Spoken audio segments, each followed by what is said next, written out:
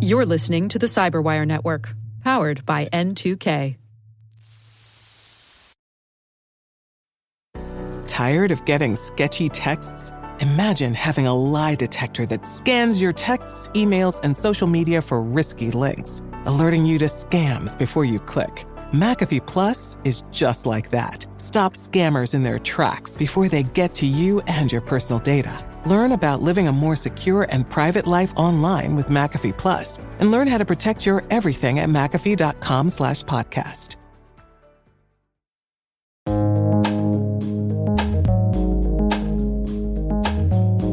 The word is intrusion detection system. Spelled intrusion as in unwanted entry, detection as in identifying the presence of something, and system as in a technology for a specific purpose.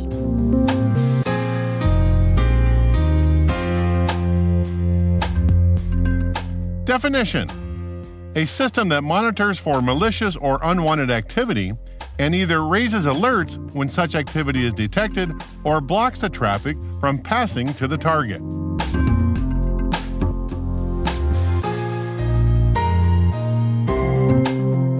Example sentence: the intrusion detection system flagged malicious use of Cobalt Strike.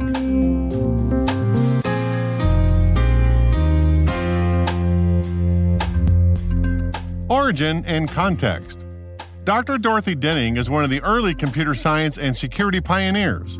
According to Purdue University, where she received her PhD, Denning's early research in the 1970s and 1980s laid the early foundations of cryptology, information warfare, and data security. She published one of the early college textbooks on cybersecurity in 1982, and she invented the idea of lattice-based access controls, LBACs, an early model for restricting access to data in 1975. But in 1984, she and a colleague, Peter Neumann, developed the first intrusion detection expert system, IDES, for SRI International, which could analyze host and network data. 2 years later, in 1986, she published her paper, An Intrusion Detection Model, which laid the foundation for the first commercial intrusion detection tools. Today, intrusion detection systems can be either host-based or network-based and look for malicious intrusions either with known signatures or by looking for anomalies. A host-based IDS is placed on a single system and its purview is restricted to a single computer. A network-based IDS inspects traffic traversing across the entire network.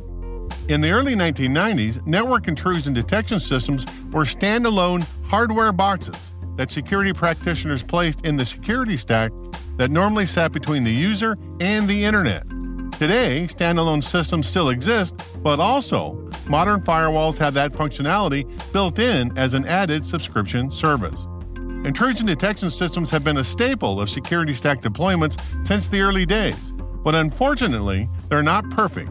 Configured improperly, they can generate volumes of false positives that SOC analysts have to sift through, and there is always the possibility that the system doesn't notice an attack in progress, a false negative, as they say.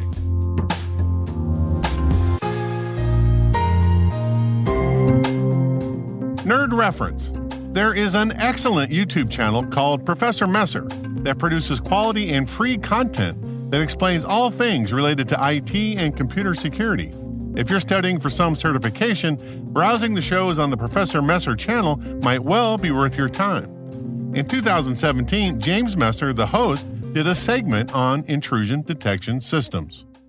Many security professionals incorporate a network-based intrusion detection system, or IDS, or a network-based intrusion prevention system, or IPS, on their networks. This is designed to watch traffic going through the network, and if this device identifies an exploit against an operating system, it identifies a buffer overflow, a database injection, a cross-site script, it's either going to inform you that that happened if you're using an IDS, or block the traffic if you're using an IPS.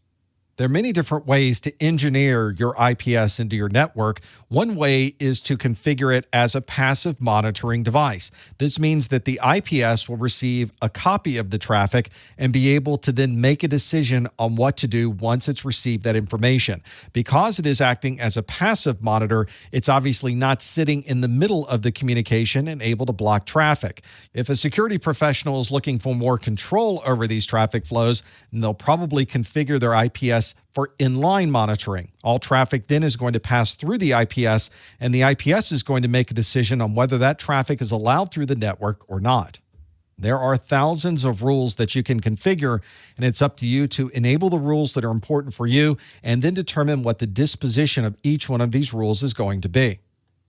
A significant challenge you have with intrusion prevention systems is that they're going to give you a lot of alerts and a lot of messages. And unfortunately, a number of these messages are not going to be accurate. We call these false positives, where the system has told us that there has been an intrusion onto the network, but in reality, it's a case of mistaken identity, and there was not an intrusion at all. Perhaps even worse than a false positive on an IPS is a false negative. This is when malicious traffic came through the IPS, but the IPS did not identify it as malicious.